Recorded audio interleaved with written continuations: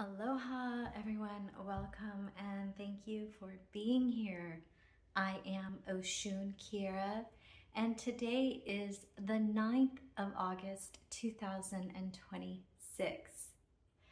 Today would be my mother's 69th birthday, and I wanted to share a story about magic and synchronicity in her honor, as I'm so blessed with so many gifts when people who are my friends and family, people who know me, a lot of times when they experience magic and synchronicity out in the world, they will phone me and let me know what their experience was. And I'm always so grateful to receive that from other people. And so today I'm sharing a gift of synchronicity and magic that arrived to me 1 year ago today on my mother's birthday in 2025. It was August 9th, 2025. I was on a beach in Fiji, and there was glass on the beach, and I'd walk around and collect the glass and make little glass piles and feel the glass, look at the glass, get an idea maybe if I could of what kind of bottle or vessel it once was. And it's going to be challenging in the light to see, but this piece of glass was on the beach on my mother's birthday, and in the very center, please light, work with us. In the very center is her birth year, 1957. 1957. I realize this might be reversed and backwards for you, but it doesn't change the magic of the story. So there it was, 1957, her birth year, and I saw that and I thought, wow, what a beautiful gift to receive from my mother on her birthday. And then as I looked closer, I saw little numbers underneath. There was a 1-5 and then an 8-9. So here is the 8-9, August 9th, 1957. 8-9, 1957. And my birth year is 1977, but there's a 777 there. 777. Oh, isn't that lovely? The backside's just polished sort of from tumbling around in the ocean for who knows how many years. And so I found this and I thought, what a gift. Oh my gosh, this is a gift from my mother. And then I intentionally left it on the beach.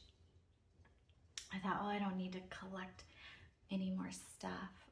Thank you, Mom. Like, thank you, God. Thank you, angels and allies and guides and guardians and everyone who's supporting me and playing in the magical realms with me. Thank you, thank you, thank you.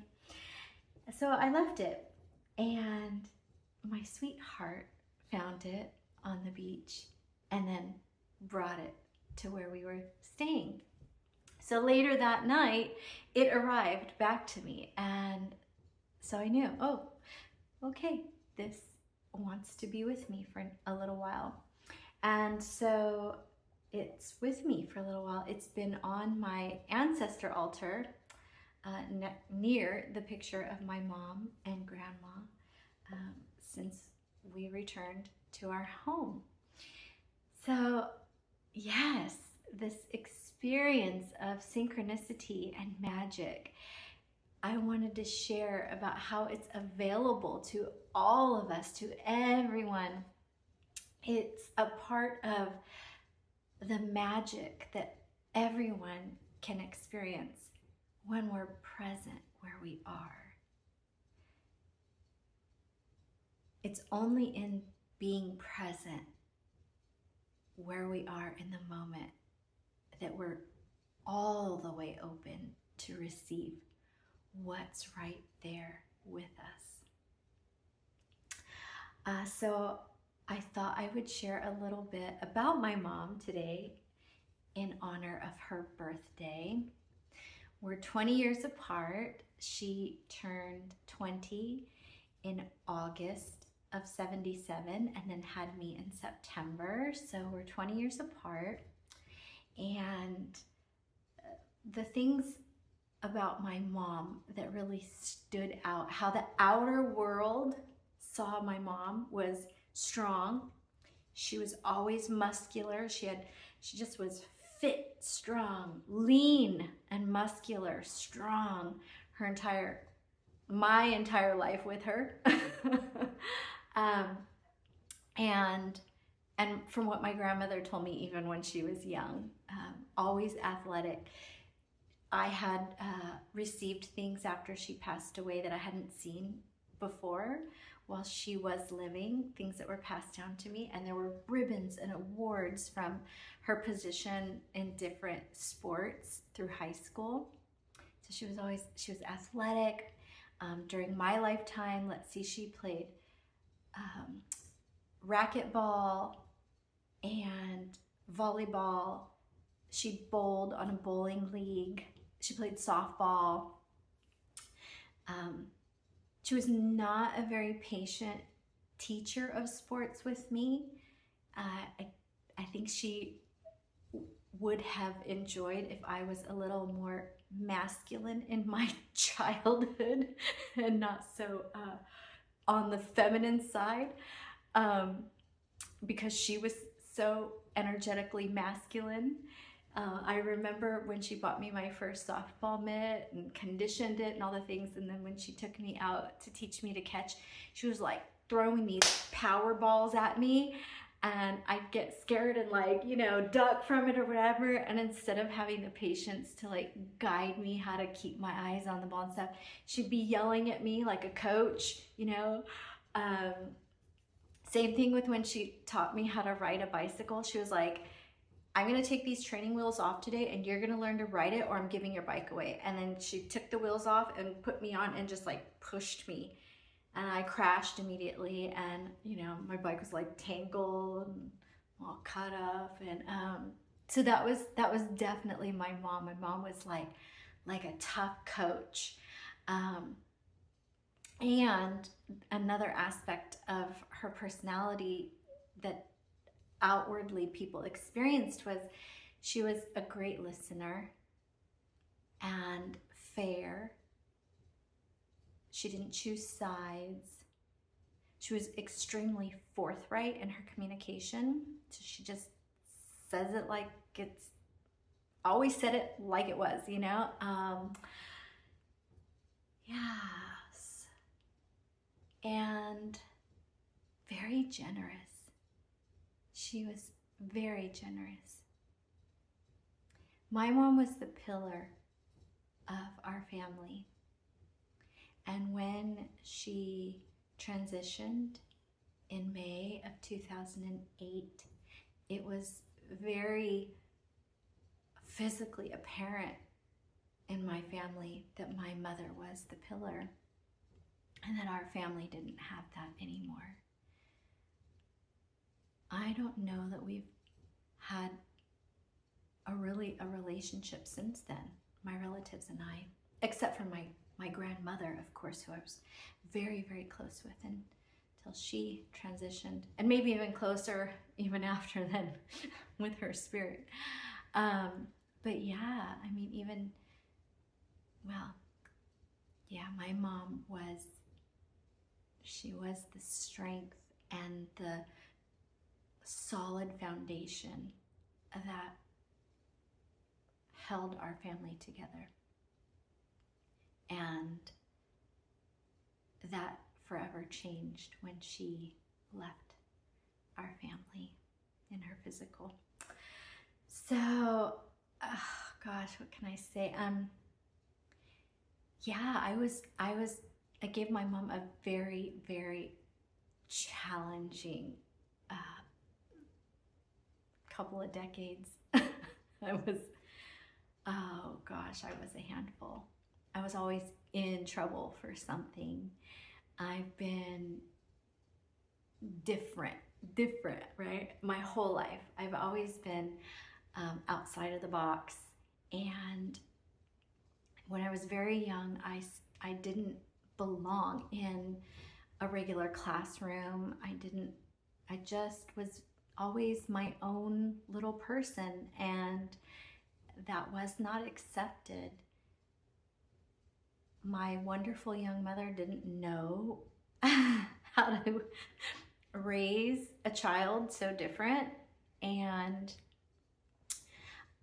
I was very sensitive. I've always been very sensitive. My mom would always comment about how she could sweep things under the carpet and they would be done, and she would tell me, "Kiddo, you are so sensitive. You must share what's going on with you, or you're sick.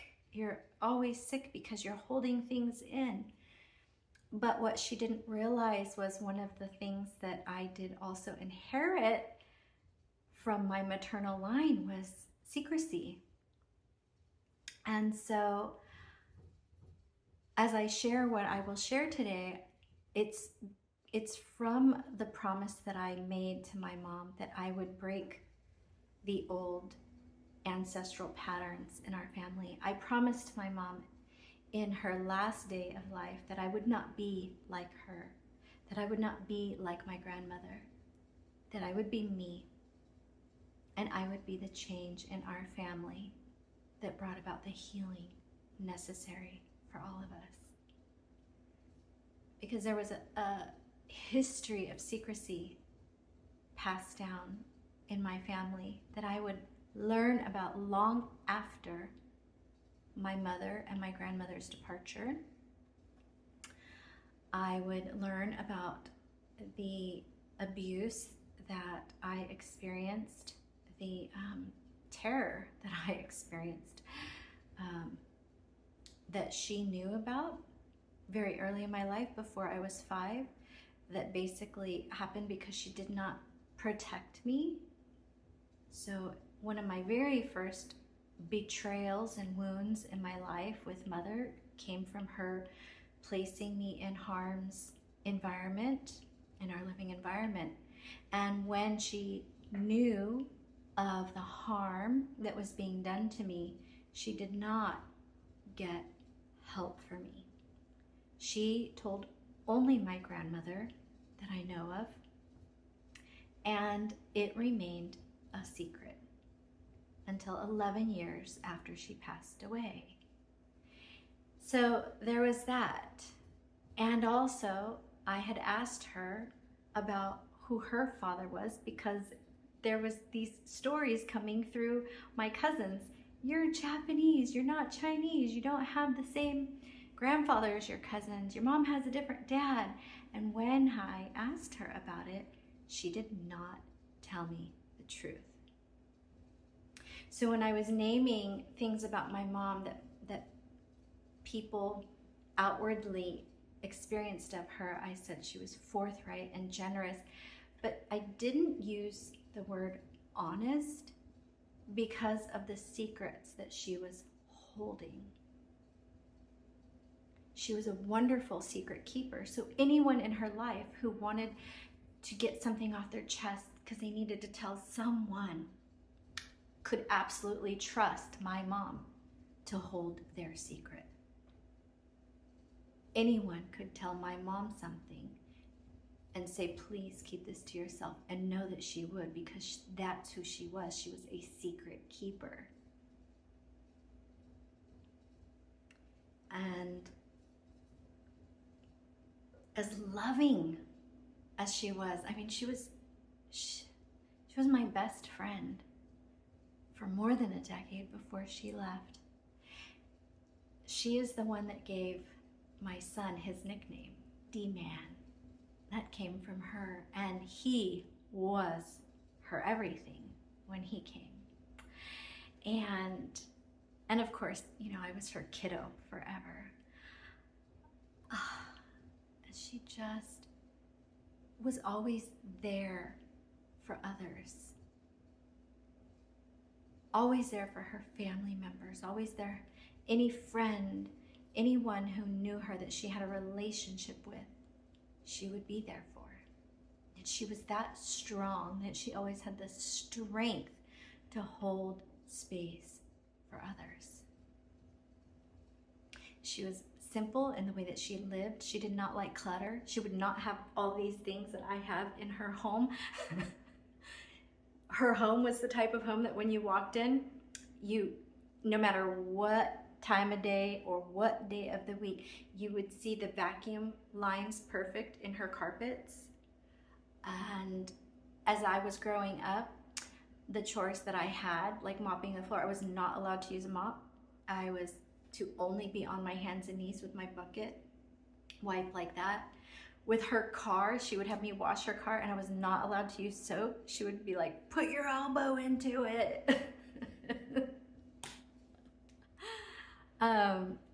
Yeah, so she lived simple and clean, like cleanliness. She was an exemplar of cleanliness. And yes, so she had many strengths. She had a great laugh and a wonderful sense of humor and a little bounce to her step. And in 2007, she was diagnosed with lung cancer. She had been keeping her pain quiet. She actually made it a secret that she told my grandmother. So only my grandmother knew that my mom was having excruciating pain and clenching her teeth in the middle of the night from all the pain she was having. She would not listen to my grandmother and be seen until she had grapefruit-sized tumors in her lungs. And then it metastasized to her brain. So my mom lived 11 months from the time of her diagnosis in 2007 until May of 2008. And this time that we had together was so transformative for me. I started a blog. This is when MySpace was a thing, and I had a blog, and I would write things about my experience that I was going through, and I would have these wonderfully deep conversations with her in our time alone while her husband was working. And she'd ask me questions, like, why am I still here? Why can I not die yet? Why do I have to suffer? And so we got to have these really intimate conversations. And it was what began my spiritual journey. So she was turning 50, she turned 50, and I turned 30. And so that was 19 years ago. And it is what transformed my life from just living unconsciously to being dedicated to living with purpose. And back then, it started with a daily gratitude practice, a little bit of meditation or mindfulness. And I was somebody at that time who was filled with anger and rage. I was a bully at work. I had road rage. I was always getting into things, confrontations while driving, or confrontations in stores, grocery store, I would fly off the handle and yell at people, like take things out on people that I had no right to do. Yes, I was very unhealthy, and my mother's transition was also, it was like the hardest thing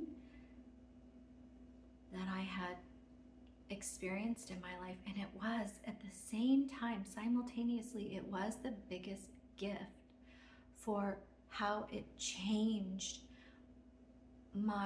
how I grew an appreciation for life from it. It was in this greatest loss.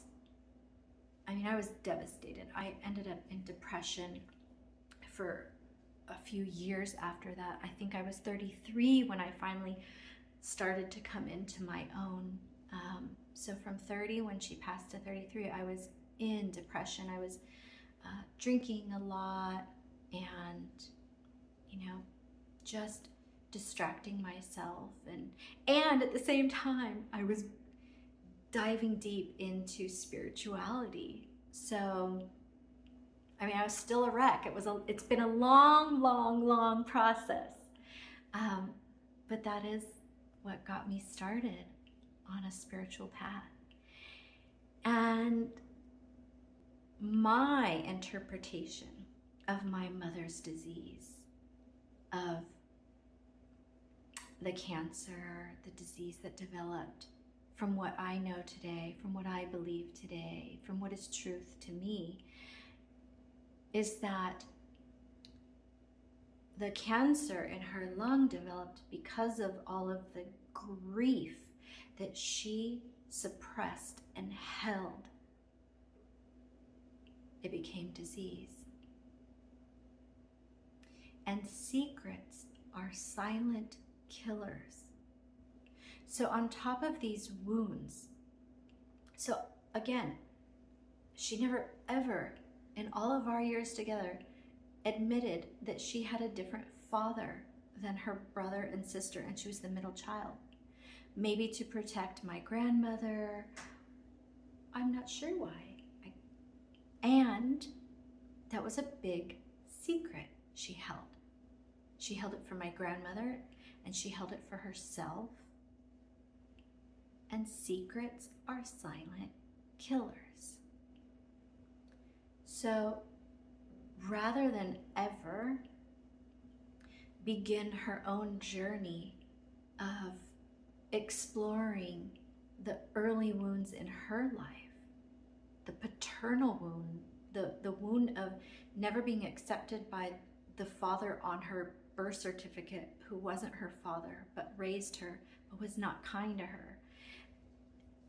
She just, like she said, swept it under her carpet and left it. And that became the seed to disease. That's what was at the very root of her disease. This is my interpretation. There were probably many other things that then contributed to that.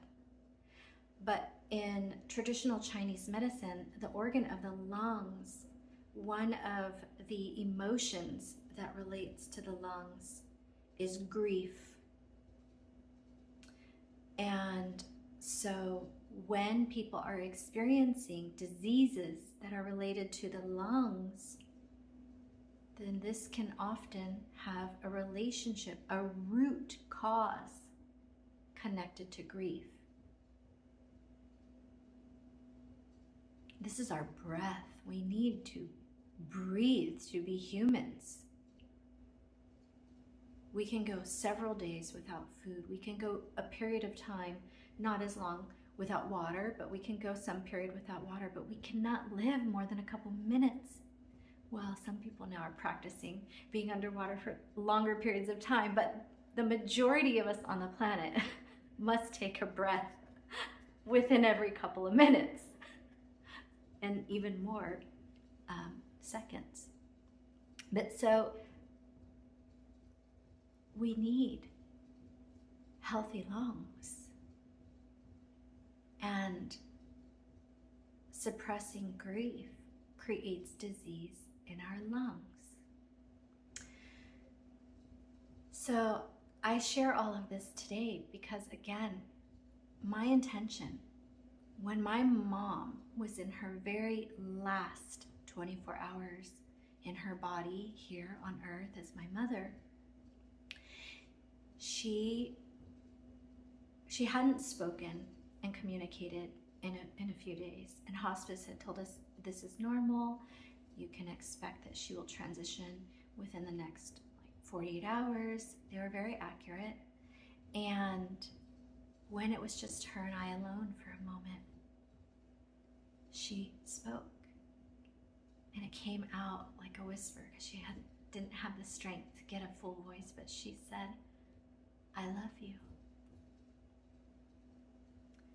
And those were her final words. And I promised her when she said that I am the change for us. For us. That I would not continue to receive these inherited patterns or pass them along. That I would change for us. And it has been not at all easy.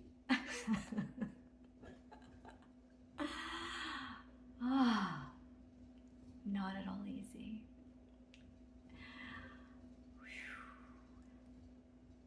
And it's been a journey I'm so grateful for,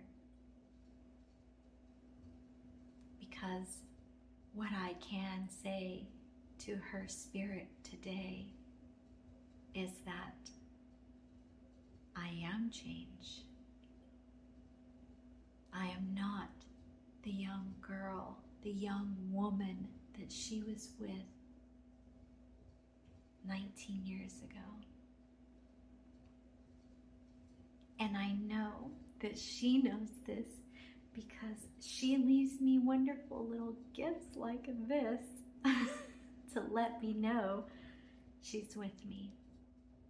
She sees me, she knows me. The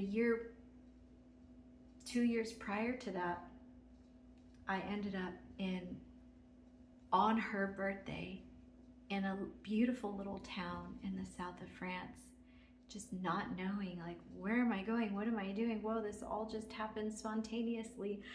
And there I was, and everything came together so beautifully that, again, it was like there she was holding me. Like, ah, child, you've made it here. Now you can relax. I'm with you. So thank you for hearing my mother's story. I wasn't sure if I wanted to share her name today because I always want to respect the privacy of my family members in these videos that I create. So I use my son's nickname now, and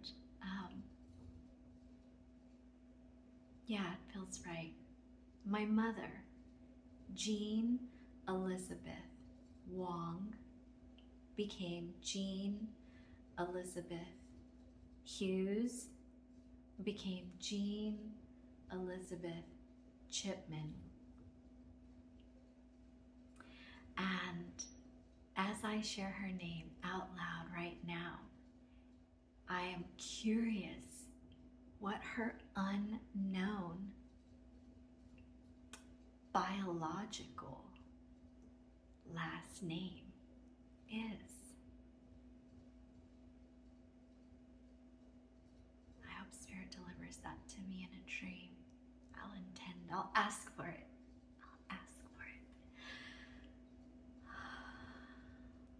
So, community, thank you for still being here 30 minutes into this with me, to hear my mother's story, to hear my story of my mother. Her story of herself would be very different, right? She was modest. She wouldn't have said much. She would have probably complimented all the people in her life. So thank you for being here and hearing my version and interpretation of my mother's story on what would be her 69th birthday, August 9th, 2026. I appreciate you, and I'm so grateful for your presence in this community. Thank you again. Mahalo. Many blessings.